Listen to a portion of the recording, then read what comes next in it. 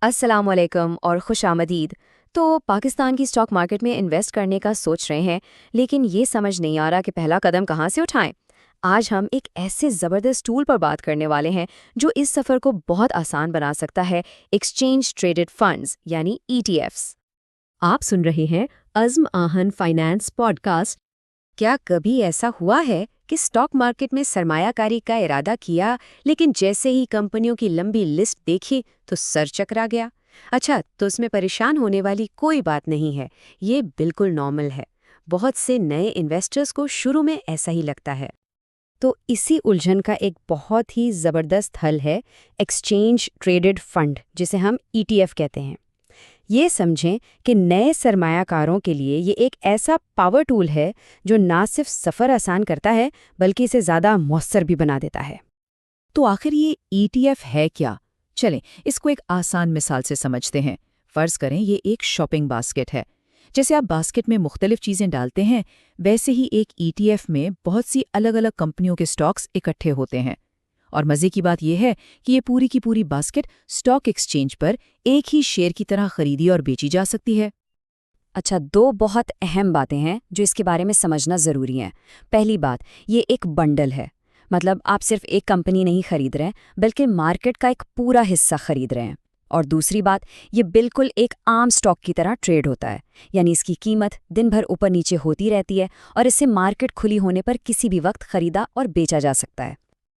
تو سوال یہ ہے کہ ETF آخر سرمایہ کاری کو آسان بناتا کیسے ہے؟ اسے اپنی سرمایہ کاری کا آٹو پائلٹ سمجھ لیں، ایک ایسا سسٹم جو زیادہ تر مشکل کام خود ہی سنبھال لیتا ہے۔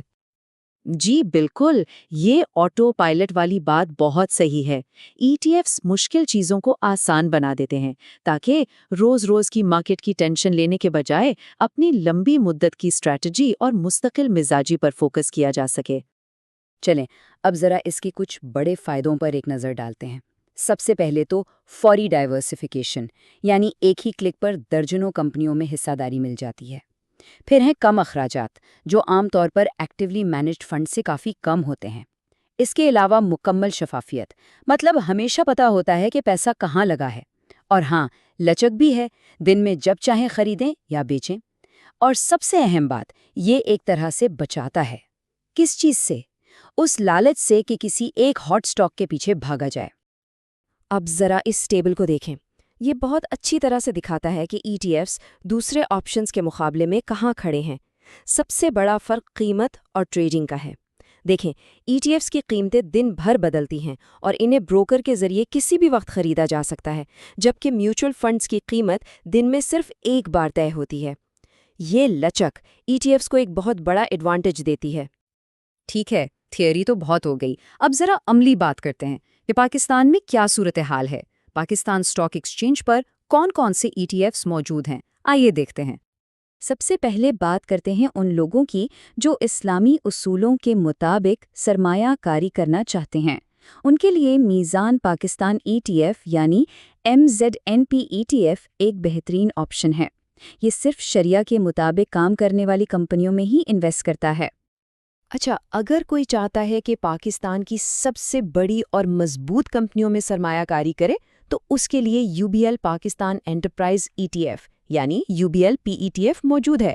یہ آئل اور گیس کے علاوہ ملک کی 9 بڑی کمپنیوں میں انویسٹ کرتا ہے۔ اور جب ہم کہتے ہیں کہ اخراجات کم ہیں تو یہ صرف کہنے کی بات نہیں ہے۔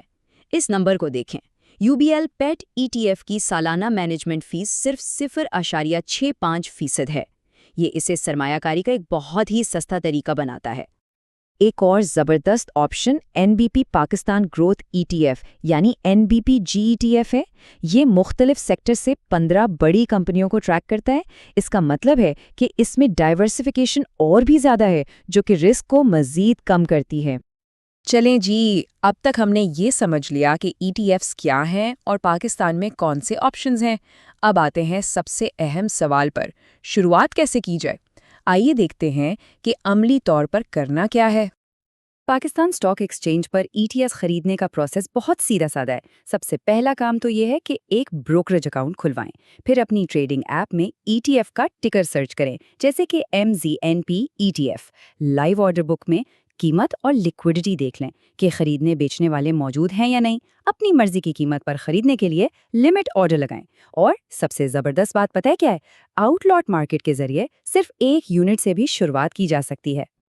ایک بہت ہی مشہور اور کارآمد حکمت عملی یہ ہو سکتی ہے اپنی پورٹ فولیو کا 80% حصہ ایک کور ETF میں رکھیں، جیسے کہ NBPGFT، تاکہ پوری مارکیٹ میں آپ کی انویسٹمنٹ پھیل جائے، اور باقی کا 20% ایک سیٹلائٹ ETF جیسے UBLPETF میں لگائیں، تاکہ کسی خاص ایریا پر تھوڑا زیادہ فوکس کیا جا سکے.